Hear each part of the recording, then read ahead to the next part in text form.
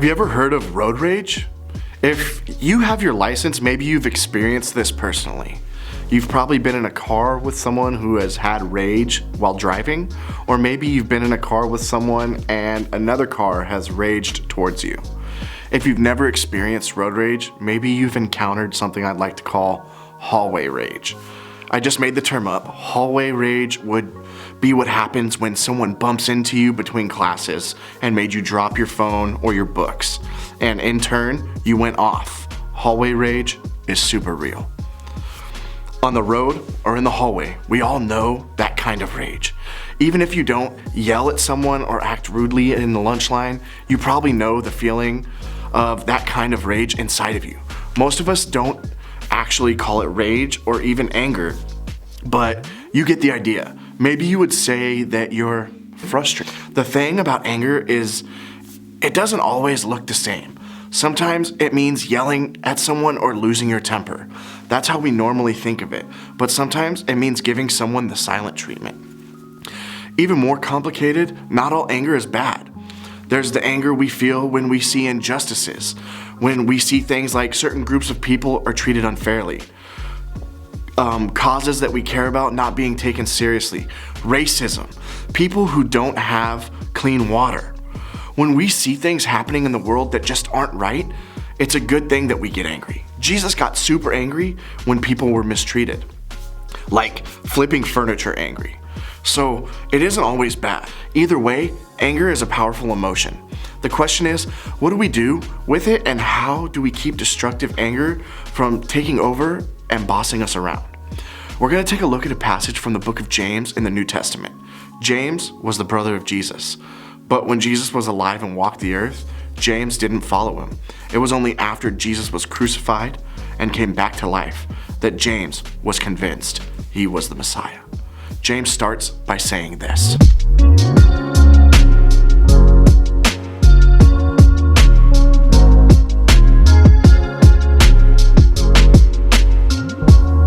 James is making the point that as long as you think the problem is outside of you and that's somebody else's fault, you'll feel like you get a free pass to act however you want.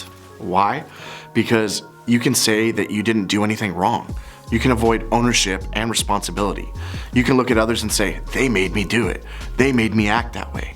They made me say it. They left me no choice. But James is saying, nope. If you did that thing or said that thing that was angry, mean, or hurtful, it was because it was in you to say it or do it. Of course, there are circumstances that should upset you, like when you're treated unfairly by a sibling or a friend or a parent.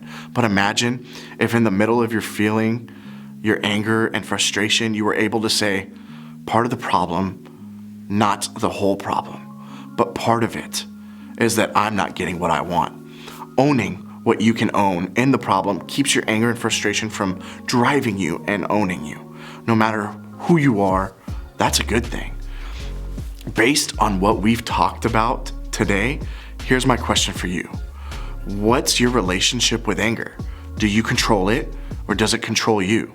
So when you feel anger, frustration, or whatever you want to call it rising up, when you're in disagreement with a parent, step-parent, coach, friend, or sibling, ask yourself, what am I not getting that is causing this anger? And when you learn how to recognize that, the emotion of the anger begins to lessen its control over you. The good news is that for those of you who are Jesus followers, we follow someone who has led in this way. Jesus said no to getting his way. In fact, the Apostle Paul wrote about that very thing when he talked about Jesus. Here it is.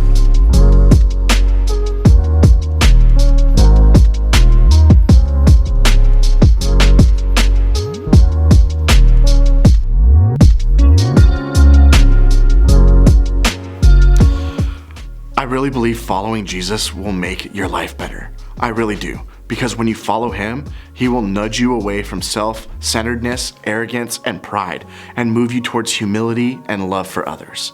And as that happens, you'll find that anger no longer has to hold on you that it did before. And it's less powerful, and less powerful anger is a win for everyone. As we wrap up, I want you to begin imagining what life would look like if anger didn't control you. None of us will get this right completely or all the time. But as you discuss this with your small group, process some ways that you can take some steps in the right direction. In your personal circumstances, what would it look like for you to choose wisdom and humility over anger?